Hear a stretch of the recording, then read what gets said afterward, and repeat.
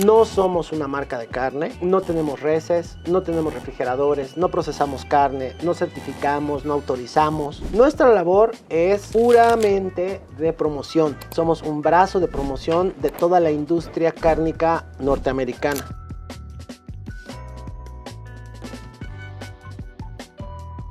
Bueno, pues bienvenidos, muchas gracias una vez más a este podcast llamado Paladares y Relatos de Gastrosofía. Este podcast de toda la industria culinaria y del food service de la Ciudad de México. Y hoy tenemos un invitado muy especial, un parrillero de Reina de la Brasa, el chef consultor de US Meat, un explorador culinario, como dice también en su Instagram. Así que Alex, de verdad, bienvenido.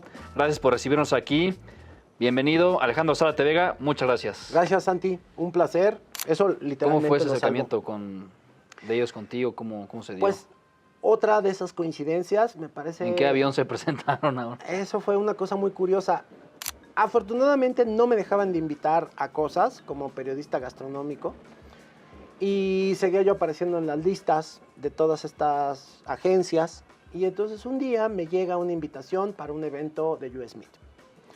Y contacto a la agencia, que seguimos teniendo muy buena relación, y le digo, oye, ¿por qué me sigues invitando? Sí, Es que sí, te sigo ¿no? teniendo en mi lista, y pues siempre es un gusto verte. Y yo, ay, bueno, voy a ir, ¿no? Voy a ir a saludar, aunque sea, a ver a quién me encuentro.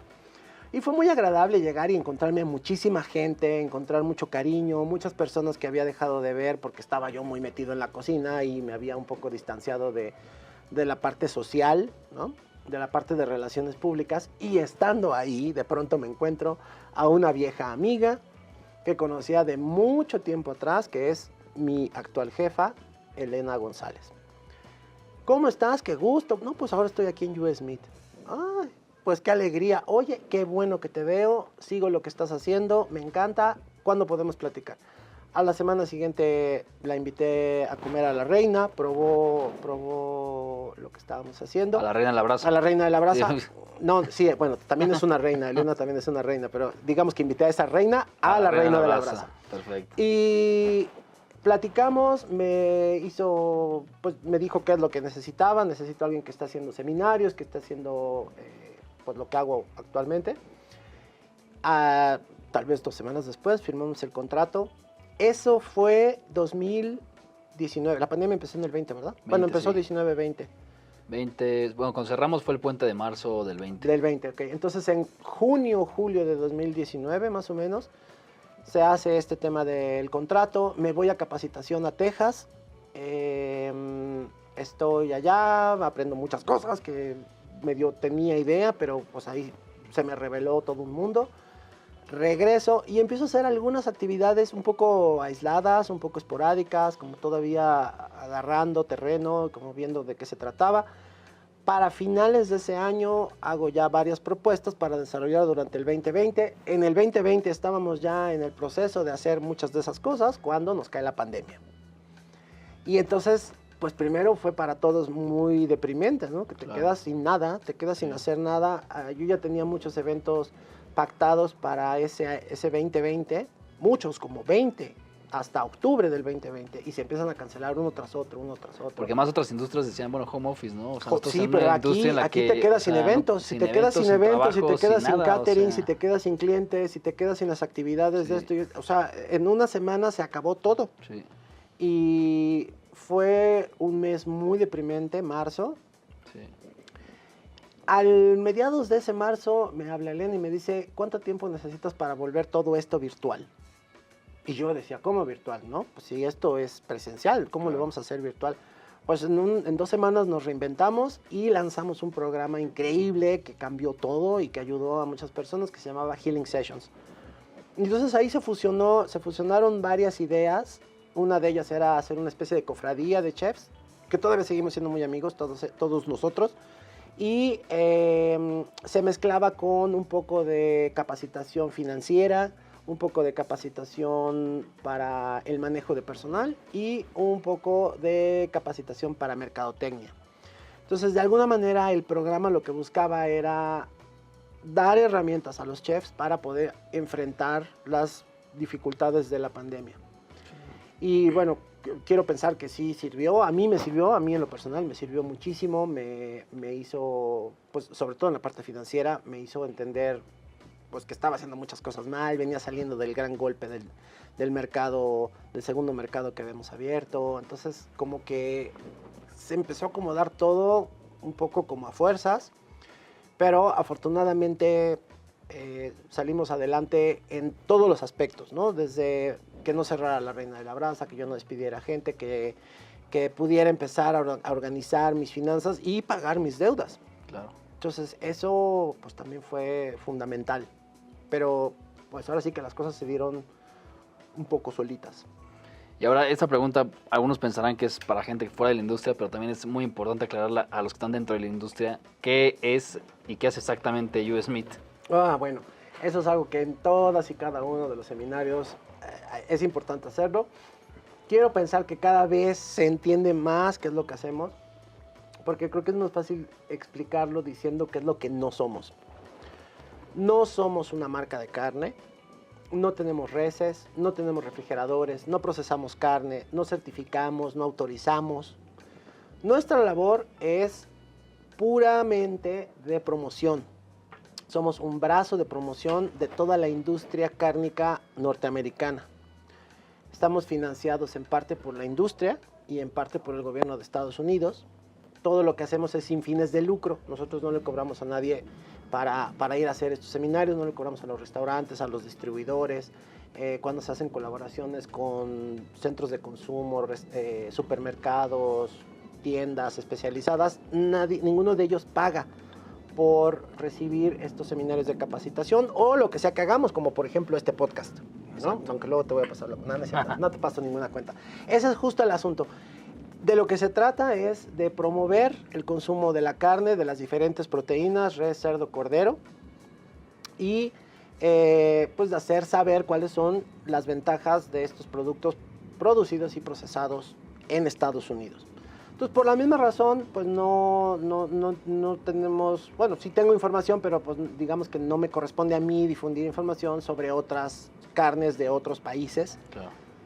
No se trata de decir cuál es mejor, se trata de decir qué es lo que tiene la carne americana que la hace diferente, ¿no? Cuáles son los protocolos con los que se siguen para su producción y al final, mucho más importante, qué se puede hacer con toda esa carne. Uno de los problemas que tenemos hoy es que la carne es muy costosa y en parte es costosa la carne de res porque preferimos solamente unos cuantos cortes, ¿no? Y tú podrás respaldar lo que digo. La gran mayoría de los restaurantes pide ribeye, Nueva York, sí, costilla cargada, tal vez picaña, ¿no? Y el filete. Sí. Al sirloin como que le hacen un poco la dificultad, al vacío le hacen la dificultad, al brisket le hacen un poquito el feo, ¿no? Pero en una res, en una canal, tú puedes encontrar más de 100 cortes y no se están aprovechando. Entonces, cuando tú quieres solamente 5 cortes de todos esos 100, pues haces que esos se vuelvan muy costosos y que los otros pierdan valor. Entonces, hoy puedes ir y comprar 10 millo de 170 pesos el kilo, que es una excelente carne si la procesas correctamente, si la cocinas adecuadamente. Entonces, mucho de lo que hacemos es tratar de presentar otras opciones, mostrar cómo se pueden cocinar, cómo puedes aprovechar esas piezas, cómo les puedes sacar mayor provecho, cómo puedes ajustarla a tu proceso o a tus recetas o a tu estilo de restaurante y trabajar muy de la mano con los distribuidores para que pues eso salga, ¿no? Eso sea algo que la gente pida, que se genere una demanda sobre esas piezas que no son tan populares. Entonces, un poco de lo que se trata es eso, ¿no? De conocer mejor la carne y de que nos vean a nosotros como un aliado para el mejor entendimiento de esos productos. Eso es lo que hacemos. Y dentro de esa capacitación, cualquier restaurante que consuma carne americana tiene acceso a, ¿no? Sí, aunque hay canales, digamos que lo ideal sería que sea a través de un distribuidor, o sea, que un distribuidor nos diga, mira, le estoy vendiendo carne americana a este restaurante o a este grupo de restaurantes, y que sean ellos los que nos digan, por favor, dales un seminario de capacitación, porque aquí de lo que se trata es de generar mayor venta. Sí, exacto. No de que se mantenga estático eso. Entonces, si los restaurantes nos contactan, se evalúa cada caso, ¿no? De por qué quieren un seminario de capacitación. Tampoco crees que es como pedir una beca, es bastante más simple. Sí. Pero sí, cuando es el restaurante directamente quien nos contacta, lo que estamos buscando es buscar la forma de que ese restaurante consuma más carne. Sí. Y si es por medio de un distribuidor, bueno, evidentemente el distribuidor está motivado por el hecho de que quiere venderle más carne a esos restaurantes o venderles otros cortes o ampliar el portafolio que ya les están vendiendo. Pero sí, básicamente cualquier restaurante que venda carne americana puede recibir uno de estos seminarios. Y no solo son seminarios, también hacemos colaboraciones con ellos. A veces necesitan, pues ahora sí que quien les cocine o con quien desarrollen una receta o con quien revisen algún proceso. Eso también lo hacemos. Y en esos restaurantes los problemas que hemos notado principalmente que tienen ellos con sus clientes es que les regresan la carne por el término o porque está dura, ¿no? O sea, ahí el término los términos es un tema muy polémico, ¿no? Hay varios temas que se pueden, con los que hemos intervenido para tratar de solventarlos. A veces es técnica. Por más que ya hice las costillas, no me quedan, ¿no? O por más que quiero que me quede una hamburguesa tal, no me queda. Entonces ahí vamos, mira, creo que te podría funcionar este corte o te podría funcionar esta técnica. En cuestión de términos, sí, y ahí intervienen varias cosas, ¿no? Por ejemplo, cómo manejan la carne, cómo es su cadena, cómo es su manejo, sobre todo en la cadena de frío, cómo están descongelando, qué cortes eligen para qué técnica. Muchas veces, no, pues es que estoy usando tal cosa, pero me la regresan porque está dura. Pues sí, porque esa carne no funciona con esa técnica. Pero incluso hemos hecho temas de rendimiento. Alguna vez un distribuidor alarmadísimo nos llamó porque un restaurante le estaba reportando mermas del 70%. Sí. Y ahí lo que encontramos es que había un mal manejo entre los dos, ¿no? Estaban haciendo ahí algunas cosas, desde mala elección de la pieza, cómo se estaba descongelando, cómo se estaba cortando. O sea, todo eso tratamos de ir, ver y de alguna manera diagnosticar. Otra vez, no somos una autoridad ni tampoco somos certificadores de nada, pero sí podemos, con la información que tenemos, pues tratar de transmitirla y ajustarla al caso específico de cada restaurante. Por eso cuando vamos a un restaurante tratamos de entender primero qué es lo que vende ese restaurante, qué es lo que hay en su menú o qué es lo que el distribuidor tiene y quiere venderle a esos restaurantes para hacer una capacitación mucho más enfocada, mucho más dedicada a resolver un problema en particular. A nosotros pasa seguido que nos dicen, oye, ¿cuál es la mejor calidad que tienes de carne, no? Pensando ellos en, pues, Select, Choice, Prime, ¿no? Y pues sí, nosotros contestamos siempre aclarando que, pues, dentro de esa clasificación, es la palabra que usamos, la que es la correcta, pues tenemos Choice o Alto Choice, ¿no? Comercialmente, como se le conoce también.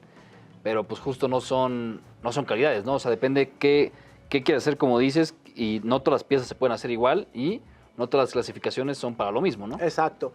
De hecho, alguna vez me topé con un cliente, con un chef, que me quedó muy grabada esa situación porque fui a dar un seminario, hicimos la verdad no me acuerdo si era un cliente tuyo o de qué distribuidor era, pero sí me acuerdo que platicamos sobre lo que estaban cocinando y cuando le sugerí que para tal preparado le funcionaría una pieza de clasificación Select, me dijo, no, en este restaurante no vendemos carne corriente. Sí. Y entonces eso me quedó muy grabado y me marcó para dar esa explicación muy clara cuando hablamos de las clasificaciones. No es que sea una carne corriente o de baja calidad, tú imagínate el sinsentido de tener una carne de baja calidad y además ponerle un sello que lo diga, ¿no? Sí. Eso no tiene ningún sentido. Por y eso la mayoría es la eso, mayoría ¿no? piensa eso. Pero no, pero digo, la mayoría es Select, ¿no? No, la gran mayoría de la carne que se clasifica es Choice. Hay un porcentaje importante Select y muy poquito, depende del productor, Prime. Pero aquí lo interesante es que tú puedes bajar tus costos sin sacrificar la calidad si eliges una clasificación Select para ciertos preparados, para ciertas recetas. Pero eso obviamente implica también como profundizar mucho más en lo que estás haciendo, y entiendo que muchas veces los chefs pues, están más preocupados de otras cosas que de bajarle 3 pesos a la receta, ¿no? Claro. Entonces, pues ahí es donde entra nuestra labor. No es nada más convencer al restaurante de que puede elegir Select para algunas preparaciones. También es convencer a los distribuidores de que traigan, ¿no? De que sí sea una opción dentro de su portafolio ofrecer carne Select. Pero pues se sigue ubicando a la clasificación Select como una carne de comedor industrial, de fondita, de carne para, no sé, para volumen. Y sí, pero también tiene otros usos que pueden ser de alto nivel, de fine dining, ¿no? De un restaurante de manteles largos, en donde ciertas preparaciones te van a quedar incluso mejor, ¿no? Por ejemplo, un estofado si lo haces con una carne que tiene mucha grasa, pues vas a terminar quitándole la grasa. Sí. Y eso es dinero que ya gastaste. ¿Cuál consideras que es el mito más, que te más ¿En res o en arraigado? cerdo? Bueno, en ambos. En cerdo me lo puedo imaginar. Sí, en cerdo son muchos, pobrecitos. En res me parece que, bueno, esta idea de que una carne es de mejor calidad que otra, según la clasificación, y pues hay que entender que no es que sea una mejor que otra, sino que son para diferentes cosas. O hay una que me he encontrado con mucha frecuencia y es que en Estados Unidos no quieren cierta carne y por eso nos la mandan, ¿no? y bueno, eso también es importante aclarar que la autoridad sanitaria mexicana es muy estricta en lo que pide para la entrada de cárnicos. Y en las aduanas, el tema de las aduanas en México ha evolucionado muchísimo y hay pues, grandes restricciones muy importantes para la entrada de cárnicos a México. Acabo de tomar un seminario de Come Carne de varios días y yo la verdad es que también me abrió todo el panorama pues de forma mucho más amplia. Entiendo que eso no lo tenga que saber todo mundo, por eso es importante decir que sí, hay muchos mitos alrededor de la carne. Nosotros tenemos acceso a carne de muy buena calidad, desgraciadamente también hay acceso a carne de no tan buena calidad.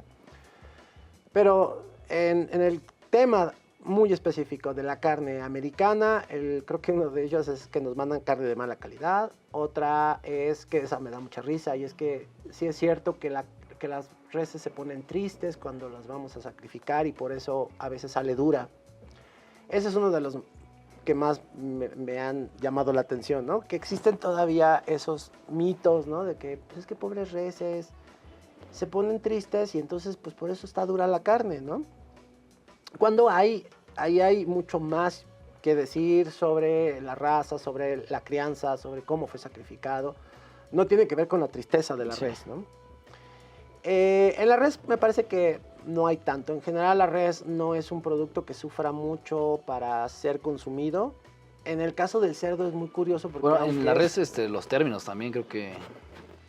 Pero eso ya es directamente con los restaurantes, ¿no? Claro, los restaurantes cada vez es menos. Nosotros hacemos mucha promoción por el uso del termómetro de carne. Porque, bueno, anteriormente había mucha idea de que podías ir toqueteando toda la carne para saber cuál era el término. Y sí, si tienes, pues de alguna manera te da un rango, pero no es preciso. Sí. Y si quieres empezar a ofrecer con mucha precisión y mucha calidad los cortes que estás cocinando, pues necesitas utilizar un termómetro. Sí. Eso es algo que ha permeado bien. Hasta eso, cada vez que lo menciono, cada vez me encuentro más restaurantes que dicen, sí tenemos termómetro y sí lo usamos. El que causa mucho trabajo es el cerdo. Y es interesante porque en términos de volumen, aunque es la segunda proteína más consumida después del pollo, tiene todavía esta idea, este componente de me lo como con culpa, ¿no? O me lo como con temor. Lo que más sucede con el cerdo es que está mal cocinado. Está sobrecocinado en general. Entonces eso hace que tengamos la idea de que el cerdo es seco. Y no es así. Hay piezas magras, hay piezas grasas. Y esas piezas magras en general están sobrecocinadas por temor a enfermedades derivadas de un mal manejo. Y ese mal manejo pues no sucede cuando tienes protocolos muy estrictos y muy claros. Entonces en el caso de la carne americana pues no tenemos esos riesgos. Sin embargo, ya empacada la carne también tiene ciertos manejos que deben de suceder. Digo, y ustedes lo ven, ustedes tienen toda una flotilla de camiones refrigerados, no es en balde, es importantísimo mantener la cadena de frío. Claro. Y eso es algo que todavía sigue siendo un problema en México. Y, por ejemplo, todo lo que has mencionado de la carne, ¿cuál fue el último mejor corte que probaste que te gustó mucho que no haya sido cocinado por ti? Esa es una pregunta muy truculenta, Santi. Así soy, truculento. Bueno, es muy difícil porque eso implica también un lugar, ¿no? Sí, que lo puedes decir sin problema. Bueno, espero que sea tu cliente. Hay un restaurante, bueno, te voy a decir qué es lo que pasa. A mí una de las cosas que me pesan de pronto de la carne que no cocino yo es el precio, Ok. ¿no? Porque ya sé que si yo la cocino, pues se la pido a Gastrosofía, que tiene los mejores precios. Perfecto. Y pues me cuesta el carbón y yo me encargo de que quede muy bien. Pero cuando vas a un restaurante, obviamente tienes que pagar el lugar, tienes que pagar al mesero, al parrillero, o sea, tienes que apoquinarle, ¿no? Exacto. Entonces, Al proveedor pues, también. si te va bien, te vas a encontrar un corte de carne al doble de lo que te costaría con un distribuidor, a veces al triple de lo que te costaría con un distribuidor. ¿Por qué es esto? Bueno, pues porque hay que mantener toda la infraestructura de dónde te la estás comiendo, ¿no? Incluido el plato, el cuchillo, todo. Entonces, ahí lo que yo sí digo es, bueno, si ya voy a pagar muchísimo, 3 veces más el valor de la carne, lo menos que puedo recibir es una carne bien cocinada. Entonces, hay varios restaurantes que sí lo hacen y lo hacen muy bien. Me parece que uno de mis grandes favoritos, y me vas a decir, claro, que nunca le pierdo, ¿no? Pero The Palm, del chef José Luis, bueno, no, ojalá fuera de él, ¿verdad? Pero Sí. responsable es el chef José Luis Ronquillo, querido amigo, pero además... Quien pronto también estará por acá. pues me da mucho gusto, porque además es una de las personas que más respeto y admiro de este medio, es un gran conocedor de la carne, un gran carnicero, un gran parrillero. Tenemos muchas aventuras juntos, pero además es una persona a la que quiero y respeto muchísimo. Y con él he comido de la mejor carne y mejor cocinada. ¿Qué Una corte era, delicia. te acuerdas? Era un porterhouse. El porter, sí. Un porterhouse y wow, impecable, ¿no? No tiene queja, mínimo. Oye, ahorita que mencionas el porterhouse, ¿cuál es la diferencia entre T-bone y porter? Porque La como sección. proveedor es complicado. Es complicado, sí, es complicado y ese es un pendiente que tengo con algunos distribuidores. La pieza es la espalda baja, donde se acaban las costillas y antes de que llegue a la cadera, ese trozo que nadie lo conoce como strip loin, como short loin, pero eso es la pieza de donde salen las dos. En esta pieza tenemos un sándwich de Nueva York, hueso, filete. Y el filete, como sabes, empieza redondito y se va haciendo cada vez más delgado. Eso está emparejado con el Nueva York, que mantiene más o menos la misma forma ovalada. Entonces, cuando tú cortas la sección que tiene el filete en su parte más gruesa, lo que te salen son porterhouses. Cuando sacas cortes de donde el filete empieza a desvanecerse, salen Nueva York. No, perdón, T-bone. Okay. Entonces, en la misma pieza tienes T-bone y porterhouse. ¿Cuál es el problema? Pues que un cliente quisiera solo porterhouse, ¿no? Si te compro la pieza completa, quiero puros porterhouse, no se puede. Sí, imposible. ¿No? Sí. Si te compran la pieza completa, pues tienes mitad y mitad. Pues sí, es mitad y mitad. Digo, Más cuesta como o 10 kilos, menos. ¿no? Completa. Más o menos es mitad y mitad. En general te salen 4 porterhouse muy bien y uno de dudosa asignación, ¿no? Ok. Está ahí entre los dos. Un híbrido. Un híbrido. Y el último T-bone, pues ya la verdad parece más bien un Kansas, porque ya es en Nueva York, con el hueso, Con el y hueso. un cachitito así de... Sí, hay muchos nombres que, De como filete. dices, que no están en Sí. las cartas, ¿no? También de Kansas está el del Nueva York, pues es el Manhattan, ¿no? Cuando es a la mitad. Cuando es a la mitad de Nueva York, es un Manhattan. Sí, ese la verdad no conozco todavía ningún restaurante que lo pida o lo use. Pero sí, así es como se conoce. Entonces, en este short loin, pues puedes sacar mitad y mitad. ¿Cuál es mi sugerencia? Hacia el distribuidor, pues que lo venda porcionado, completo, pero en rebanadas. Hacia el restaurante, pues que compre ese trozo y que venda la mitad como porterhouse, la mitad como Nueva York, el porterhouse más caro, el Nueva York más barato, Claro. pero sobre todo todos gruesos. Porque no es una pieza que funcione bien delgado. O sea, sí puede funcionar delgado, pero me parece una Sí, tristeza, ¿no? Sí, sí, sí. Es un trozo de carne que funciona muy bien de 1 kilo para compartir. Pues todos los que son al asador prácticamente, o de 1 kilo mínimo, 600. No necesariamente. Por ejemplo, un Nueva York de 400. 400, 500 gramos ya tiene un buen grosor. ¿no? Y que puede ser personal para dar una probadita al curioso. Un ribeye depende de la sección, pero un ribeye pues sí tendría que ser como de 800 gramos para tener un buen grosor. Si no, te queda demasiado delgado, difícil de darle término. ¿Qué más?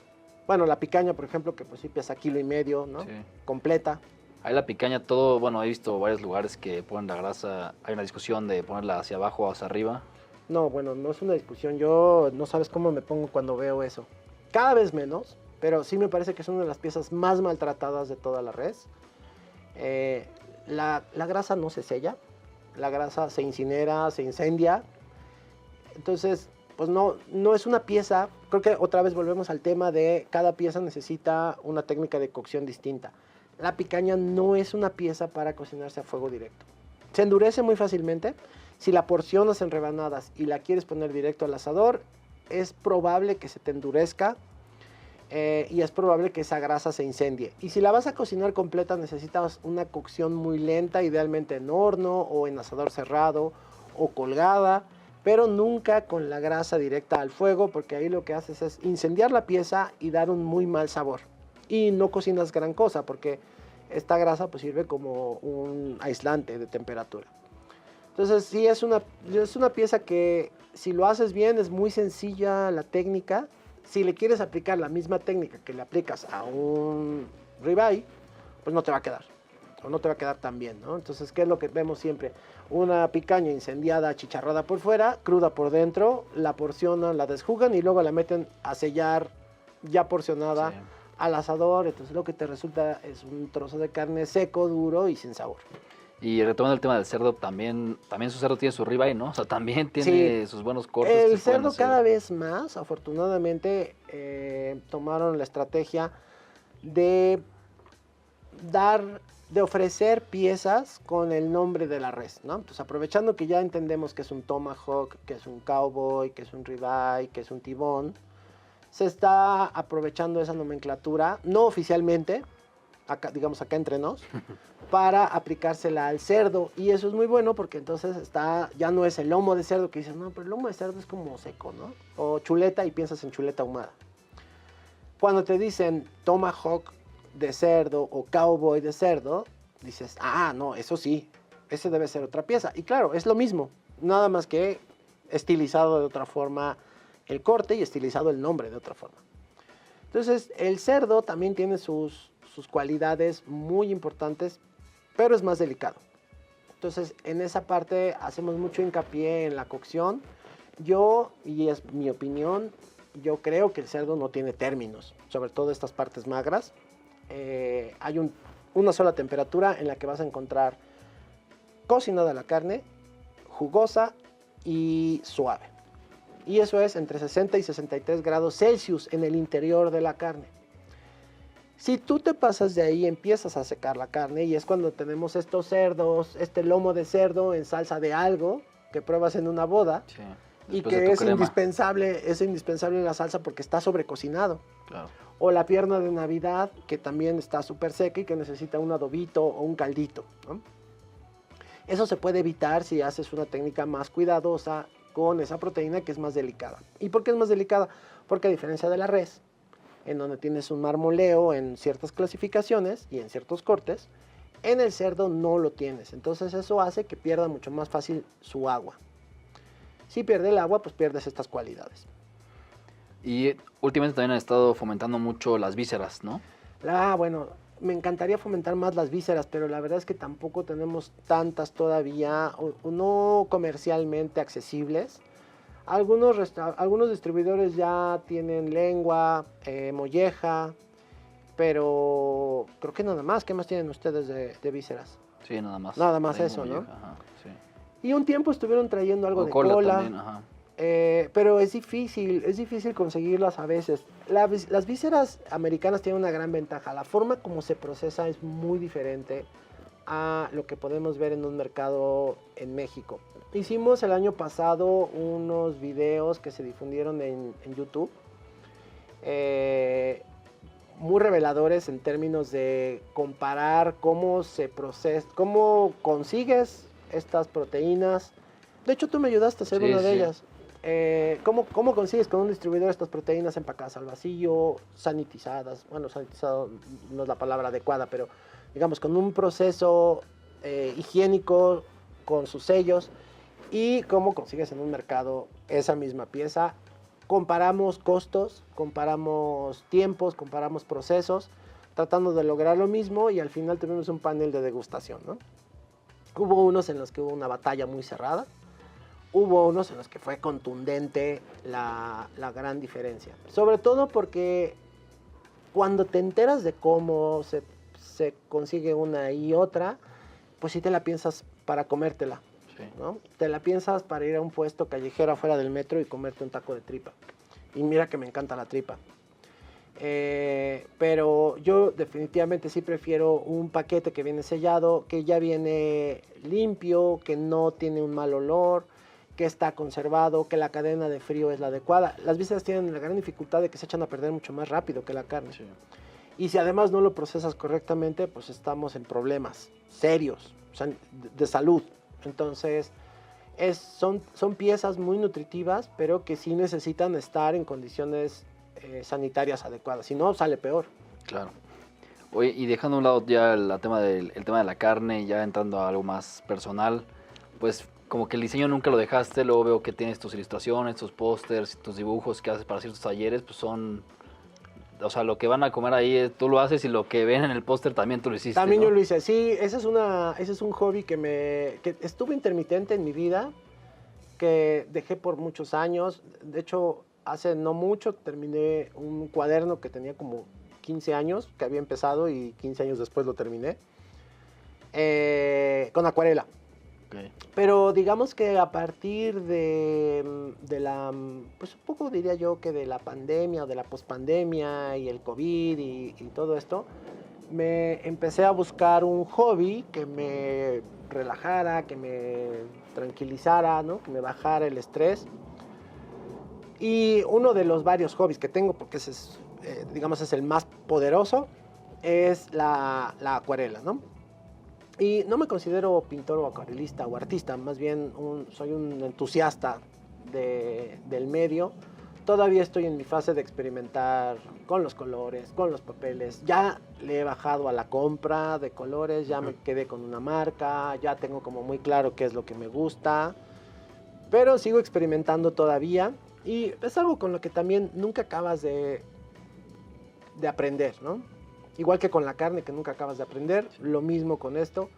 Hace poquito fui a una demostración de un acuarelista súper famoso a nivel mundial. Estuvo en México y de puro churro me enteré que iba a estar en una demostración. Entonces jalé a mi mujer y le dije, lo siento, este sábado tenemos que ir a esto. Y me dejó muy marcado e impactado. Me hizo volver a repensar todo lo que he venido haciendo. Me hizo volver a repensar mi paleta de colores, la técnica que uso. Álvaro Castañet. Álvaro, sí. Ahorita te confirmo, se me fue su apellido, pero sí. Y él es un acuarelista uruguayo que siempre me ha gustado mucho. No es el tipo de acuarelas que hago, pero su técnica me parece sorprendente. Y nunca lo había escuchado explicarla. Okay. Entonces, en esta demostración hizo una... Yo cuando veía lo que estaba haciendo dije, no, ya se equivocó. No puede ser que vaya a seguir por ahí. No, esto ya es insalvable, ¿no? Ya se dejó llevar. Y terminó haciendo una cosa increíble. Una acuarela sobre el Ángel de la Independencia, pero la forma como se aproxima al resultado final es completamente distinto. La forma como él visualiza las cosas es la clave, porque de entrada lo que dice es, desde antes de que empieces a dar pinceladas ya tienes que saber qué es lo que quieres. Y yo lo primero que pensé fue, no, pues yo hago lo opuesto, ¿no? Sí. Yo me pongo a dar pinceladas y a ver qué sale. ¿Qué va saliendo? Y yo parto yo parto del color y él parte de las sombras, ¿no? Entonces eso fue como toda una revelación. Pone oscuro y oscuro y oscuro y oscuro y dices, bueno, ¿y cuándo le va a dar forma y color, no? Sí. Yo conozco una marca de colores, ¿no? Yo conozco, podrías ponerle un poco de rojo, ¿no? Sí. Un poco de amarillo. Y no, realmente con eso termina. Y lo que él dice es que si defines claramente tus sombras, pues ya las figuras van a ir saliendo solitas, ¿no? Entonces, bueno, conocerlo, ver lo que hace, pues fue así como toda una revelación, ¿no? Fue como si hubiera venido, no sé, un cocinero muy famoso y lo ves cocinar y aprendes algo nuevo. Para mí, la acuarela se parece mucho en términos de acercamiento también a la cocina, ¿no? O al menos a la forma como yo cocino. Muy experimental al principio, pero eventualmente llegas a un punto donde dices, esto me gusta, y entonces ahí sí ya empiezas a notar, medir y definir, y ya tienes muy claro cómo lograr ese objetivo. Y esa técnica se vuelve también base de muchas otras subrecetas. En el capítulo anterior, que ya muchos lo habrán escuchado para estos momentos, justo estábamos en el balcón del Zócalo con Pepe Salinas, y yo le preguntaba lo mismo, ¿no? O sea, de por qué él luego sube dibujos a sus redes y todo. Es un gran dibujante, Sí, ¿eh? sí. Pepe es un gran Y la verdad es dibujante. que yo, o sea, cuando se lo pregunté, pues como me sorprendí, ¿no? Yo pensaba como, pues el chef que dibuja, ¿no? O sea, como tú no hablan muchos, ¿no? Y empieza a contar y pues creo que hoy lo reafirmas, ¿no? Me dices que somos muchos los que visualmente tenemos esa habilidad y esas técnicas de hacer, porque también me empezó a nombrar gente de su personal y todos dibujan un buen de platillos y de cosas, y tú también, y la verdad veo que sí es algo... Sí, pues mira, el dibujo lo que te permite es entender lo que estás viendo. Y me parece que cuando estás componiendo un platillo, pues dibujarlo es fundamental.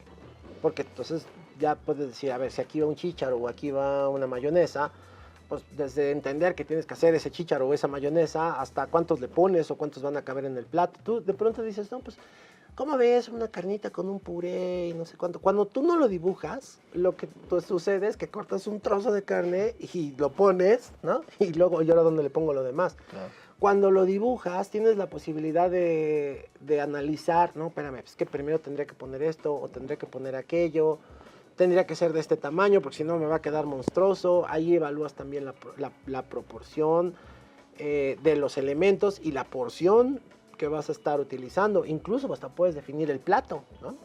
Y a mí, en general, para lo que más me ha servido es para comunicarme más claramente. Porque cuando tú dices... Tú creas una experiencia y dices, bueno, vamos a hacer tal platillo, tal platillo, tal platillo, ¿no? Y el cliente no te va a preguntar cómo lo vas a presentar, pero en cocina tu equipo sí te va a decir, bueno, ¿cómo lo quieres presentar? Porque tú vas a estar saludando y tú vas a estar explicando y vas a estar haciendo eso. No vas a estar, montarás uno o dos, pero después pues somos nosotros los que nos quedamos con todas las dudas. Entonces cuando lo dibujas queda muy claro, ¿no? Ya no hay, es que ¿por qué lo cortaste así? ¿O por qué le pusiste tal cosa? ¿O por qué no le agregaste este elemento? Está en el dibujo y está todo descrito. Entonces, comunicarte de esa forma también es mucho más simple para pues, liderar tu cocina. Claro. El primer paso sería hacer tu pedido a Gastrosofía, ya que Sí, tengas ahí, todo. ahí le anotas, ¿no? Exacto. Y ya después Proteína dibujas con tú. Gastrosofía. Perfecto. Oye, y otra cosa también personal, ¿cómo se ha comido en tu casa en los últimos 10 años de que tú empezaste a cocinar, como lo has hecho, lo que has innovado?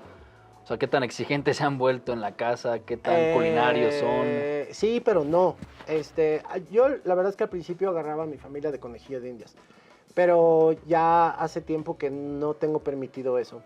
Entonces, la que cocina y cocina muy bien es mi mujer, María Elena.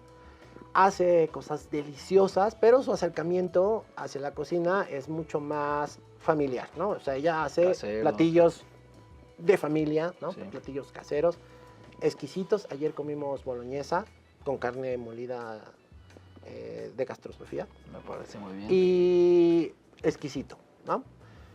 Yo cuando entro a cocina en mi casa es o para el desayuno, que ese sí yo lo hago y pues trato de ser creativo con lo que siempre comemos, que son huevos, ¿no? Sí. Pero pues ahora con omelette, ahora en tortilla, ahora sí, ahora con verduras, ahora con esto y con aquello. Ahí es en donde trato de innovar, digamos que es una innovación cotidiana, es un buen ejercicio, muy controlado, que no va a causar estragos si no sale tan bien. Si voy a cocinar para comer, tengo prohibido andar experimentando. Experimenta con Santiago, pero no experimentes en casa, ¿no? Y entonces ya lo que llego a cocinar a casa son recetas muy probadas, que sé que les van a gustar y que sé que sí hay consenso en que las haga. Pero diría que siempre hemos comido bien. siempre ha habido un muy buen balance entre el tema nutrimental que María Elena procura y el tema de cosas fuera de lo común que de pronto yo propongo. Pero siempre hemos buscado comer bien. Algo que nos importa a los dos es comer bien. A mí, yo diría que comer mal es una de las cosas que más me enoja. Sí. Incluso ha habido ocasiones en que ella me da su platillo en un restaurante porque no me gustó lo que pedí y, a ver, ya, Sí, ya. cómete el mío, pero no estés de malas, porque Sí. entonces nos pones de malas a todos. Pero sí, yo creo que desde antes de estar involucrado en esto, ya se comía bien. Y una de las cosas que me llevaron también a cocinar es el hecho de que mi abuela, seguramente te lo dijeron todo el mundo, ¿no? Que tenía una abuela que cocina muy Sí. bien. Yo también tenía una abuela que cocinaba muy bien, pero a mí lo que me pasó durante la universidad es que yo renegué siempre de la comida de estudiante. Y como no me gustaba la comida de estudiante, me puse a cocinar mi propia comida, que a lo mejor no me quedaba mejor, pero pues ya yo lo había hecho, entonces podía yo, pues ¿a quién culpas, no? Exacto. ¿Con quién te enojas? ¿Con quién te enojas? Entonces yo empecé a empecé a cocinar desde la universidad, después de ver a mi abuela cocinar. Y pues en este andar por el mundo periodístico gastronómico, empecé a ver cómo cocinaba tal chef, preguntar, leer, tomar algunos cursos. Entonces todo eso junto, el otro día me preguntaron, ¿y tú dónde estudiaste? Y yo, pues yo estudié en la vida, ¿no? Porque Sí. pues, le fui preguntando a uno y a otro y a otro y a otro y fui probando esto y esto y esto y eventualmente no puedes estar en una plática seria si no te sabes bien los términos o si no sabes Claro. bien cuál es la técnica, o eso, los conceptos. Y mi última pregunta sería, Alex, ¿qué le dirías hoy que todo lo que has cocinado, lo que has puesto en el asador, todas las carnes que has probado, qué le dirías a Alejandro Zárate que estudió diseño gráfico ese primer semestre antes de involucrarse con cualquier cosa culinaria, o sea, lo que te espera, ¿no? Híjole, la verdad es que me he preguntado muchas veces si pudiera hacerlo, si volvería a estudiar eso, ¿no? Porque después a veces pienso, pobre de mi mamá que pues me pagó la universidad y luego no, pues ejercí solamente 10 años diseño gráfico, ¿no? Sí. O digamos exclusivamente eso. Yo creo que estudies lo que estudies, al final todo te va a servir, porque yo creo que no podría hacer lo que hago hoy si no hubiera estudiado diseño gráfico. Sí, de acuerdo. Entonces, a lo mejor no lo ejerzo, pero todo lo que aprendí como diseñador también me sirvió, ¿no? Las metodologías, la apreciación estética, las concepciones de cómo acercarte a un problema, todo eso pues, es parte de tu formación. A lo mejor yo escogería no una carrera en específico, probablemente me iría más por una universidad de artes liberales, en donde aprendes muchas cosas, ¿no? Que te van a hacer todas juntas útiles. Porque a final de cuentas me parece que si yo hubiera planeado ser cocinero, probablemente no lo hubiera logrado, ¿no? O no hubiera, no sé, no se hubiera dado como se me dio a mí, de alguna manera muy fácil, porque fue una cosa tras otra, consecuencia de que se fue formando. Es como si ya tuviera yo todas las opciones alineadas y solamente tendría que irlas cursando. No siento que en la vida haya yo dicho, quiero hacer esto y eso lograré. Más bien, siento que fluí y conforme fui fluyendo, me fui colocando en los diferentes puntos en donde me gustaba mucho estar y que conforme esas cosas que me gustaba hacer se fueron agotando por las condiciones del entorno, fui evolucionando a otra que me seguía gustando más, ¿no? Entonces, algo que siempre le digo a mi hijo es, pues mira, estudia lo que tú quieras, pero por favor que sea una cosa que de verdad te encante y te apasione. Exacto. Porque estar haciendo esto y que no te guste... Además te vas a rodear de gente que le apasiona y le gusta lo mismo que a ti, tendrás gente en común. Yo o sea. no sé si todo el mundo es así, pero a veces hay algunas profesiones que no mencionaré que yo digo, híjole, ¿cómo puede, no? Yo a veces me pregunto cómo el que toca el contrabajo, ¿quién en su sano juicio decidió tocar ese instrumentote, ¿no? Y andarlo cargando en el metro y en el avión y en todos lados. Pues claramente una persona que necesita control, ¿no? Que necesita tener el control, porque pues, el contrabajo es el que te va dando una de las partes rítmicas más importantes, ¿no? Entonces, pues él se sacrifica y carga esa cosa tota para, pues, para hacer la música, ¿no? O los que hacen fotografía. Hoy ayudé a las chicas a bajar todas sus maletitas. No eran tantas, pero he visto fotógrafos que cargan con una camioneta de maletas. Sí, Imagínate todos los días estar subiendo y bajando eso. claro. Les apasiona, evidentemente, ¿no? Entonces, Estar sí, entregando carnes en los mejores restaurantes de la Ciudad de México. pues eso estoy también. seguro de que te apasiona, Santi, porque lo haces muy bien. Perfecto. Pues muchas gracias por recibirnos, Alex. Gracias. De verdad, esperemos tenerte otra vez en este nuevo proyecto, que esperemos dure mucho tiempo. Gracias por recibirnos, por darnos todos tus conocimientos ahora frente a las cámaras. Y pues un placer estar aquí contigo. Gracias, Santi. Me invitas para una actualización del currículum. Perfecto, así será. Gracias. Muchas gracias. Gracias, hasta luego. No olviden comentarnos, seguirnos, escuchar todos nuestros podcasts, seguirnos en todas nuestras redes y seguir siempre a Gastrosofía. Muchas gracias, nos vemos pronto en Paladares y Relatos. Gracias.